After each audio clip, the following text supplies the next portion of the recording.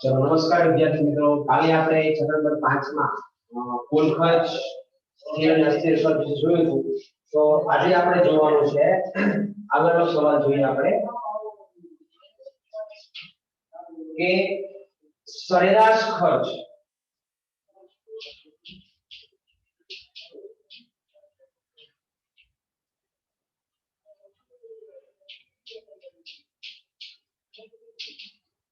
સરેરાશ ખર્ચ કોને કહેવાય, બરાબર.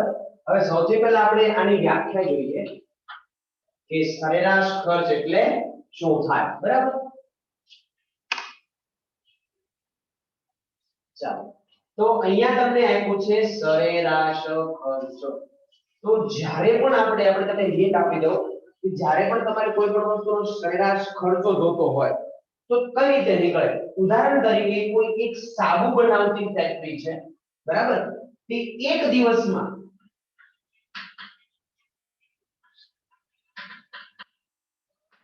50,000 સાબુ બનાવે છે, નંગ બનાવે છે, બરાબર. 50,000 શું બનાવે છે? સાબુ બનાવે છે. અને આ 50,000 સાબુ બનાવવા માટે એને 1 લાખનો ખર્ચો થાય છે. 1 લાખનો ખર્ચો થાય છે અને એ રોજના 50,000 સાબુ બનાવે છે. હવે એને કરવું છે શું કે ભાઈ ચાલો મેં 1 લાખનો ખર્ચો કર્યો અને 50,000 સાબુ બનાવ્યા. તો હવે એને એક સાબુ પાછળ થતો ખર્ચો જોતો છે, એટલે કે જેને સરેરાશ ખર્ચ કહેવાય. એક સાબુ પાછળ થતો ખર્ચો. હવે એક સાબુ પાછળ થતો જો ખર્ચો એને શોધવો હોય તો એને જોવું પડે કે કુલ ખર્ચ અને કુલ ઉત્પાદન, બરાબર. એટલે કે એને 1 લાખનો ખર્ચો કર્યો અને 50,000 શું કર્યું? એને સાબુ બનાવ્યા. તો જો ઈ આવી રીતે ભાગાકાર કરશે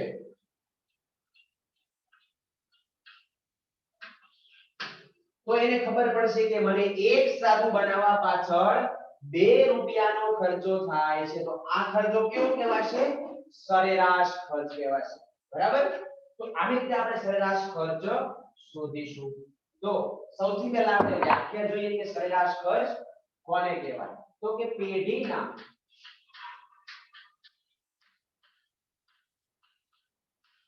પેઢીનો જે કુલ ખર્ચ છે, એટલે કે પેઢીના કુલ ખર્ચને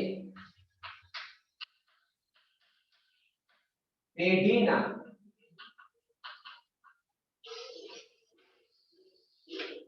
કુલ ઉત્પાદન વડે ભાગતા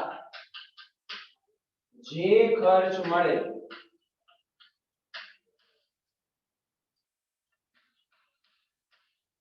તેને શું કહેવાય છે? સરેરાશ ખર્ચ કહે છે, બરાબર. પેઢીના જે કુલ ખર્ચો છે, પેઢીને કેટલો ખર્ચો થયો? 1 લાખ રૂપિયાનો, તો એ કુલ ખર્ચ ગણાશે. અને પેઢીનું જે કુલ ઉત્પાદન કેટલું છે? તો કે કુલ ઉત્પાદન કેટલું? 50,000 સાબુ બનાવ્યા. તો પેઢીના કુલ ખર્ચને પેઢીના કુલ ઉત્પાદન વડે ભાગતા આપણે બંનેનો શું કરવાનો છે? ભાગાકાર કરવાનો છે. તમે ભાગાકાર કરશો અને તમને જે ખર્ચ મળે ઈ ખર્ચો આપણો શું થશે? સરેરાશ ખર્ચ. એટલે કે એક વસ્તુ બનાવવા પાછળનો આપણને ખર્ચો મળશે, બરાબર. હવે આ વ્યાખ્યા થઈ ગઈ આપણી.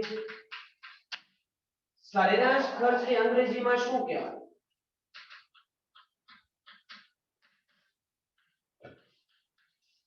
સરેરાશ એટલે અંગ્રેજીમાં થાય એવરેજ અને ખર્ચ એટલે અંગ્રેજીમાં થાય કોસ્ટ. ને આને આપણે ટૂંકમાં કેવું હોય તો શું કહેવાય? એસી.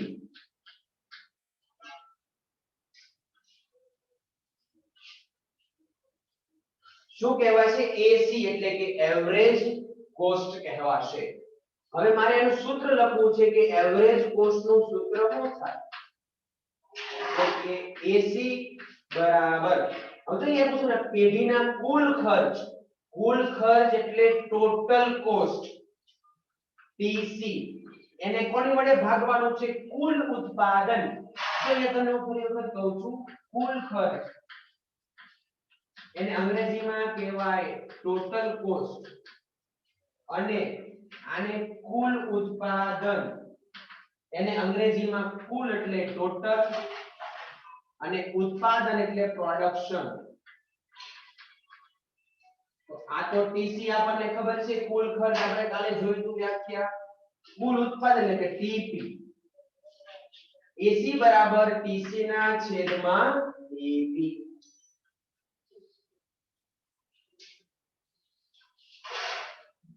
બરાબર.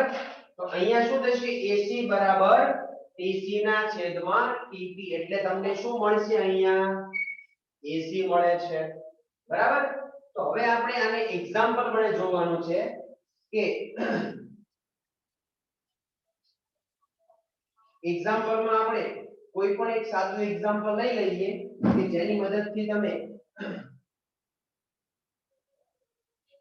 ચાલો અહીંયા આપણે લઈએ બિંદુ,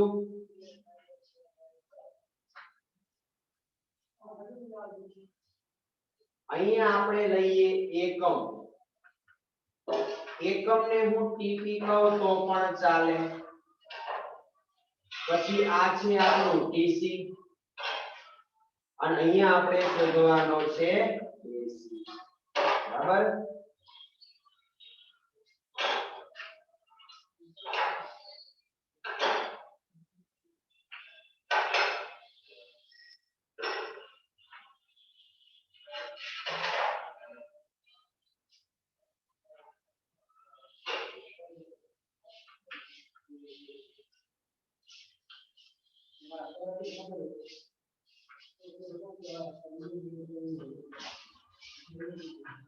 ચાલો સૌથી પહેલા આપણે ટોટલ કોસ્ટ જોઈએ છે 9 16 21 28 40 54 અને 70. બરાબર. તો હવે આપણે અહીંયા એસી શોધવાનો છે એટલે કે ટીસી ના છેદમાં ટીપી એટલે કે 9 ના છેદમાં 1 એટલે અહીંયા 9 આવશે. 16 ના છેદમાં 2 એટલે કે અહીંયા 8 આવશે. 21 ના છેદમાં 3 એટલે કે અહીંયા 7 આવશે. 28 ના છેદમાં 4 એટલે 7. 40 ના છેદમાં 5 એટલે 8. 54 ના છેદમાં 6 એટલે 9 અને 70 ના છેદમાં 7 એટલે 6. બરાબર. આ થઈ ગયો આપણે એસી શોધી નાખ્યો. હવે આપણે આનો શું દોરવાનો છે? આલેખ દોરીએ તો આપણને વધારે ખ્યાલ આવશે. બરાબર.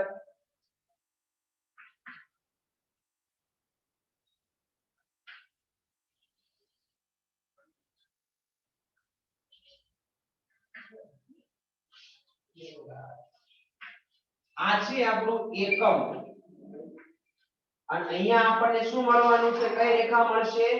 એસી રેખા મળશે.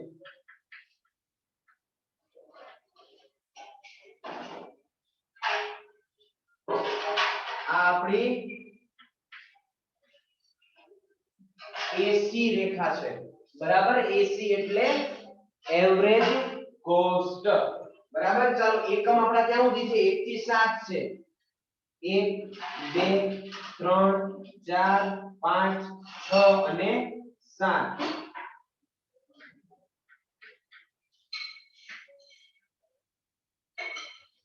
હવે એસી આપડા ક્યાં સુધી છે? 1 થી 10 છે. 1 2 3 4 5 6 7 8 9 અને 10.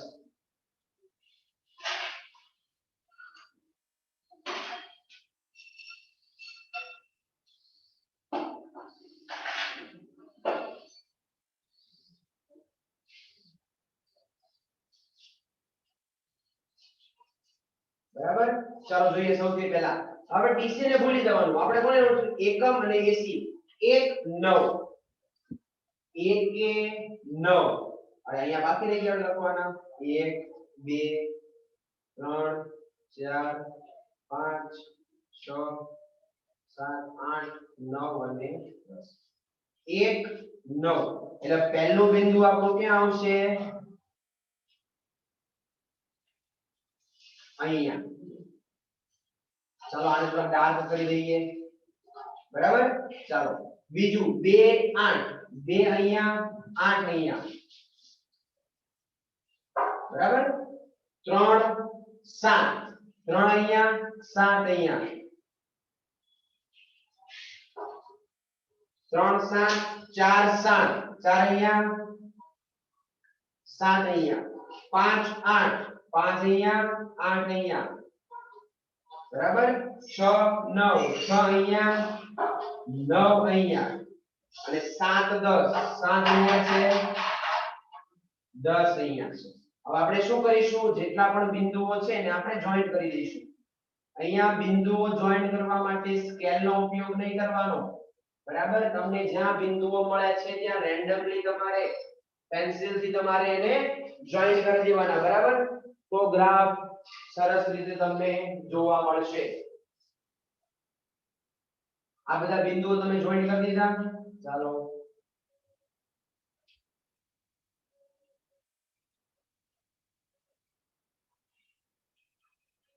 બરાબર આપણે નામ આપી દઈએ આ A બિંદુ હતું આ B C D E F અને G તો આજે તમને રેખા મળે છે ઈ રેખા તમને કઈ મળી તો કે AC રેખા મળી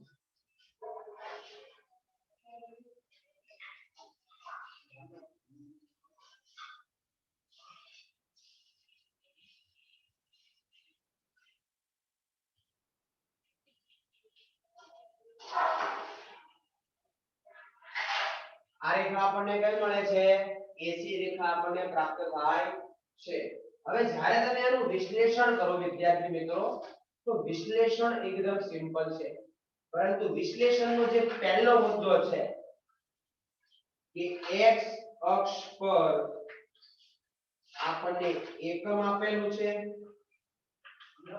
અને y અક્ષ પર આપણે શું દર્શાવેલું છે AC હવે તમારે વિશ્લેષણના મૂળ બે જ મુદ્દા લખવાના હોય કે તમે જો કે જેમ જેમ ઉત્પાદન વધે છે અહીંયા 1 2 3 ઉત્પાદનના એકમો વધ્યા એમ આપણો જે સરેરાશ ખર્ચ ઘટે છે તો બિંદુ C થી બિંદુ A થી તમે C બાજુ તમે જાઓ તો સરેરાશ ખર્ચમાં તમને ઘટાડો જોવા મળે છે તો પહેલો મુદ્દો આપણે એ લખવાનો કે A થી C તરફ જતા AC માં તમને શું જોવા મળે છે તો કે ઘટાડો જોવા મળે છે પછી વળી પાછું તમે બિંદુ D થી G તરફ જાઓ બિંદુ D થી G તરફ જતા AC માં તમને પછી શું જોવા મળશે વધારો જોવા મળે છે રેડી તો આ થઈ ગયું તમારી AC રેખાનું વિશ્લેષણ હવે પરીક્ષામાં તમને એમ પૂછે કે ભાઈ આ જે AC રેખા છે એનો ઢાળ કોના જેવો તમને દેખાય છે તો જો તમને આ અંગ્રેજી શબ્દ U આકારનો તમને આનો ઢાળ જોવા મળશે તો પરીક્ષામાં તમને પૂછાય કે AC રેખાનો ઢાળ તમને કોના જેવો જોવા મળે છે તો કે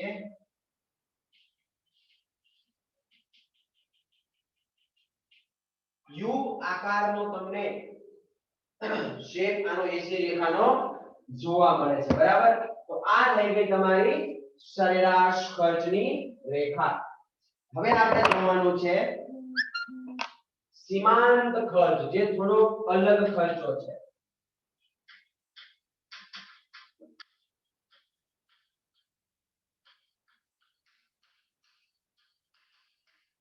સીમાંત ખર્ચ એટલે શું તો વ્યાખ્યા જો એની પણ વ્યાખ્યા થોડી અલગ છે પરંતુ એકદમ ઈઝી વ્યાખ્યા છે કે ભાઈ સીમાંત ખર્ચ એટલે થાય શું કે ઉત્પાદનના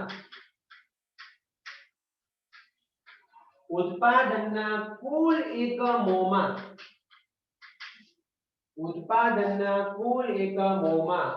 એક એકમનો ઉત્પાદનના કુલ એકમોમાં એક એકમનો વધારો કે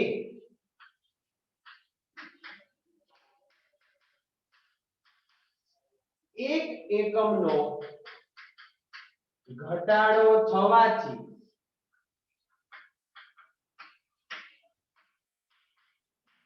ઉત્પાદન ખર્ચમાં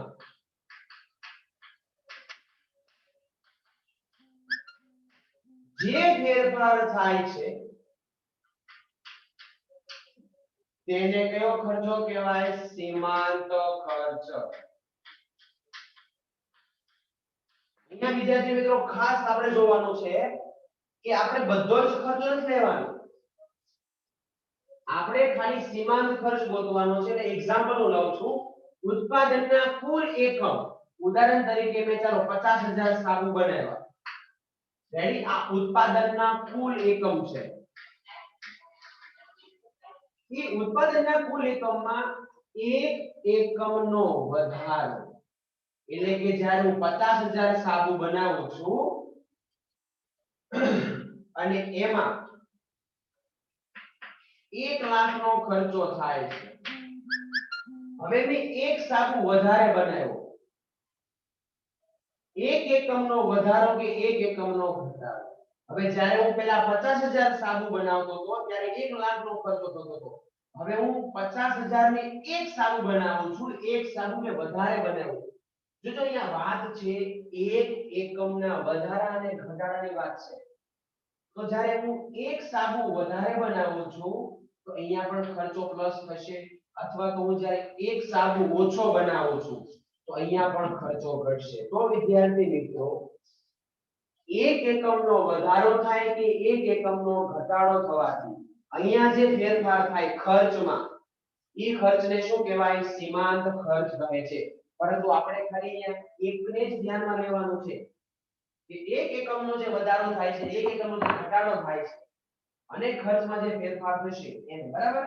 ચાલો જોઈએ આપણે અંગ્રેજી નામ શું થાય. તો સીમાંત ખર્ચને અંગ્રેજીમાં કહેવાય માર્જિનલ કોસ્ટ.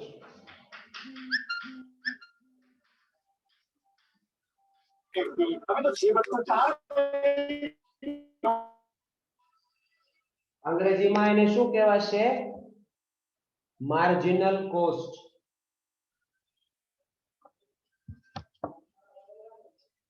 અને આને જો મારે ટૂંકમાં લખવું હોય તો શું લખાય? MC. બરાબર? માર્જિનલ નો M અને કોસ્ટ નો C, MC. આનું સૂત્ર પણ વિદ્યાર્થી મિત્રો થોડું અલગ છે. કેવું સૂત્ર છે? તો કે MC of N. MC of N is equal to PC of N minus PC of N minus 1.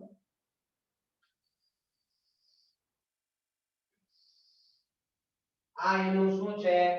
સૂત્ર છે.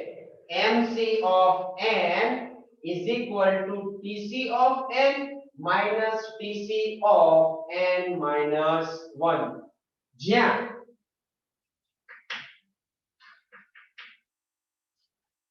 આ બધું લખવું ને શું છે એમ, તો MC of N શું છે? તો કે N એકમનો સીમાંત ખર્ચ. આ TC of N શું છે? તો કે N એકમનો કુલ ખર્ચ. TC એટલે ટોટલ કોસ્ટ થાય ને. TC of N minus 1 શું છે? તો કે N minus 1 એકમનો કુલ ખર્ચ. રેડી? ચાલો અહીંયા આ વસ્તુ તમારે પૂરી થઈ ગઈ. જે આપણે ક્વેશ્ચન પૂર્ણ થયો વિદ્યાર્થી મિત્રો. આપણે જે આલેખ દોરવાનો છે, બરાબર? તો અહીંયા જોઈએ આપણે સેમ આ જ એક્ઝામ્પલ લેવાનો છે આ વાળું, કે બિંદુ આપણે એ નથી લેતા, બરાબર? એટલે ABCD બિંદુ આવશે, છતાં પણ આપણે ચાલો લઈ લઈએ.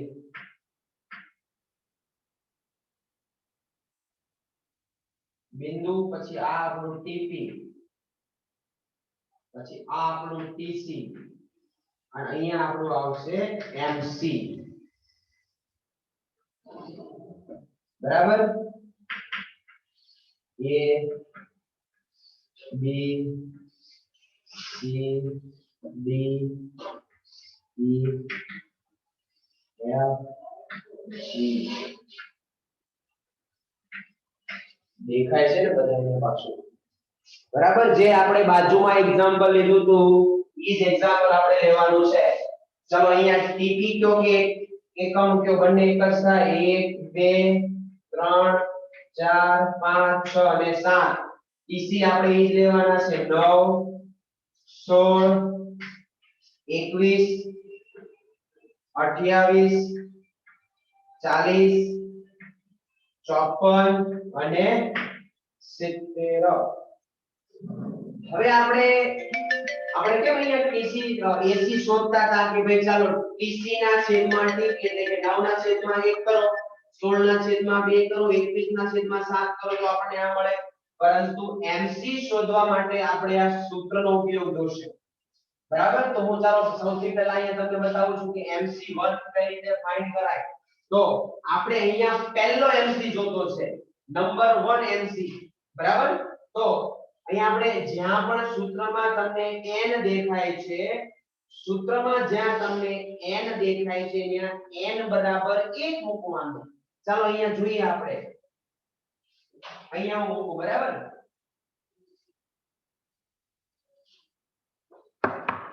ચલો અહીંયા સૂત્ર જોવો સૂત્ર શું છે આપણું MC of n is equal to TC of n minus TC of n minus 1 હવે જ્યાં પણ તમને n દેખાય છે ને આપણે શું મૂકવાનું છે 1 મૂકવાનું છે તો અહીંયા આપણે શું આવશે MC of 1 TC 1 TC 1 minus 1 આ TC 1 આ TC 1 minus 1 એટલે TC 0 ચલો TC1 અહીંયા TC છે આ TC ની લાઈન છે 1 એટલે જો આ પહેલું બોક્સ 1 નું બીજું બોક્સ 2 નું ત્રીજું બોક્સ 3 નું TC1 કેટલો છે અહીંયા 9 આ 9 TC0 એટલે એ તો 0 થઈ ગયું તો પહેલો આપણો MC શું આવ્યો 9 આવ્યો MC નંબર 1 શું આવ્યો 9 તો અહીંયા 9 મૂકી દો રેડી હવે આપણે MC નંબર 2 જોઈએ છે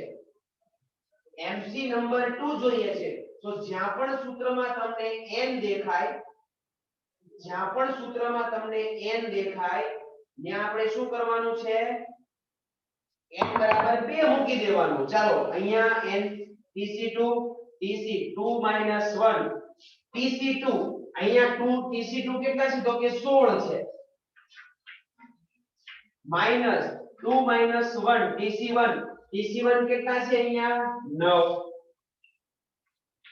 તો બરાબર આવી રીતે તમે જુદા જુદા MC ફાઇન્ડ કરી શકો છો તો સૌથી પહેલા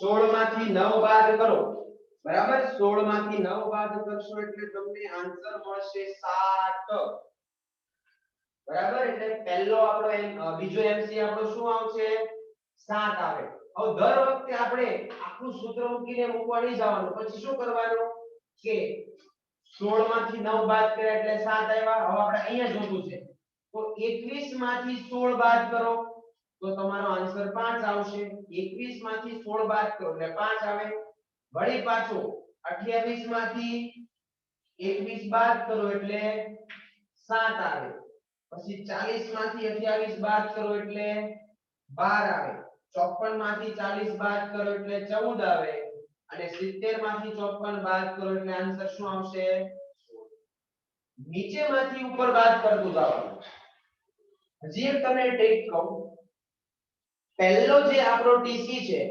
પહેલો જે ટીસી છે ઈ જ આપણો પહેલો એમસી થશે પહેલો ટીસી 9 તો પહેલો આપણો એમસી 9 પછી 16 માંથી 9 બાદ કરો 7 આવે 21 માંથી 16 બાદ કરો 5 આવે 28 માંથી 21 બાદ કરો 7 આવે 40 માંથી 28 બાદ કરો 12 આવે 54 માંથી 40 14 70 માંથી 54 16 બરાબર ચલો આપણે આને આલેખમાં દર્શાવી દઈએ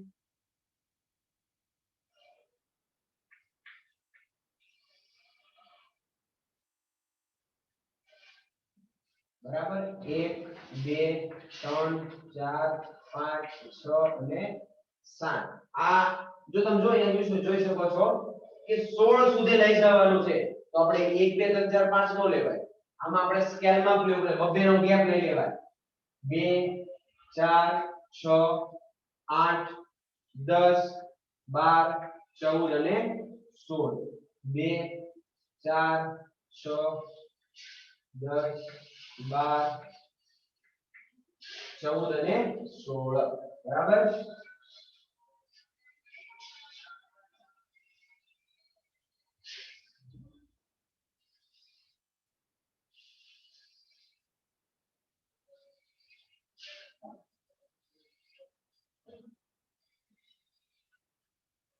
અહીં આપણે 1 2 3 અહીંયા જે આપણે જે રેખા મળશે MC રેખા છે અને અહીંયા જે છે આપણે TP છે ટોટલ પ્રોડક્શન ચાલો જો હવે 1 9 1 અહીંયા અને 9 ક્યાં આવશે 10 અને 8 ની વચ્ચે એટલે પહેલું બિંદુ આપણું અહીંયા આવશે બરાબર બબેનો ગેપ છે એટલા માટે 2 7 2 અહીંયા 7 અહીંયા 6 અને 8 ની વચ્ચે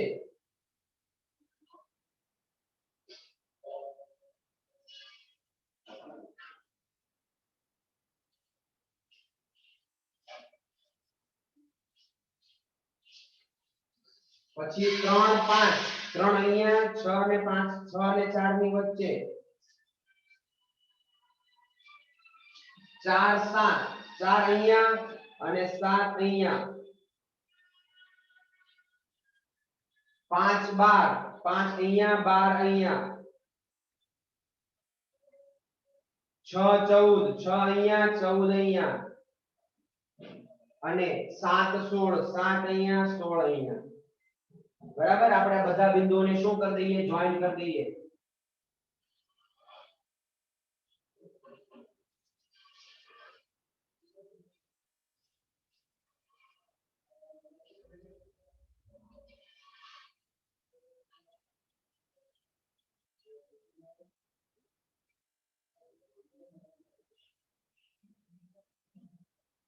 બરાબર આવી રીતે તમારે આ બિંદુઓને રેન્ડમલી જોઈન કરવાના છે સ્કેલની મદદથી જોઈન ના કરતા આપણું બિંદુ A B C D E F અને G બરાબર તો જે રીતે વિશ્લેષણ આપણે આમાં કર્યું હતું એ જ રીતે વિશ્લેષણ આમાં કરવાનું છે કે ભાઈ બિંદુ A થી C સુધી શું થાય છે તો કે ઘટાડો થાય છે અને પછી D થી G તરફ શું થાય છે MC રેખામાં વધારો થાય છે અને બીજું આમાં તમને એમ પૂછશે કે આનો ઢાળ શું આ જે આપણી રેખા જે છે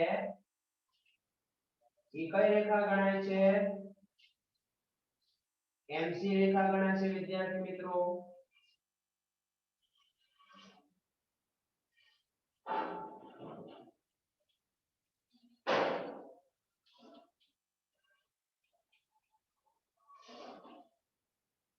બરાબર કઈ રેખા છે આપણી MC રેખા ગણાય છે ચાલો તો અહીં આપણે જોવાનું છે કે આ MC રેખાનો ઢાળ કોની જેવો છે આપણે જોયું આ યુ આકાર છે તો આ તમે જોવા જાવ તો હોકી સ્ટિક તમને જોવા મળશે પછી કોઈ વિદ્યાર્થી એમ ન કહેતા સાહેબ આ ક્યાં હોકી લાગે છે પરંતુ કે પ્રોપર હોકી ન હોય પણ એની જેવો એક શેપ આખો હોય બરાબર તો આ આકાર કેવો છે હોકી જેવો છે હોકી સ્ટિક બરાબર આનો આકાર કેવો છે પરીક્ષામાં પૂછી શકે કે ભાઈ સીમાંત ખર્ચ એટલે કે MC રેખાનો ઢાળ કોના જેવો છે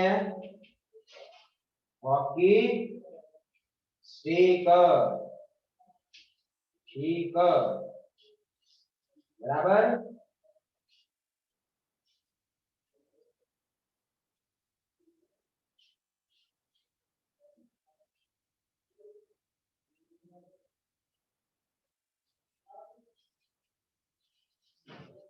ચાલો અહીંયા તમારે આ ક્વેશ્ચન થાય જો બરાબર તો બોર્ડ ઉપર સરસ મજાનું તમને દોરીને બતાવ્યું છે એક વખત ખ્યાલ ન આવે તો બીજી વખત વિડિયો જોઈને તમે સમજી શકો છો બરાબર અને કોઈને કઈ ક્વેશ્ચન હોય તો સોમવારે આપણું તો લેક્ચર ખબર નહીં ક્યારે આવે બરાબર ત્યારે તમે પૂછી શકો છો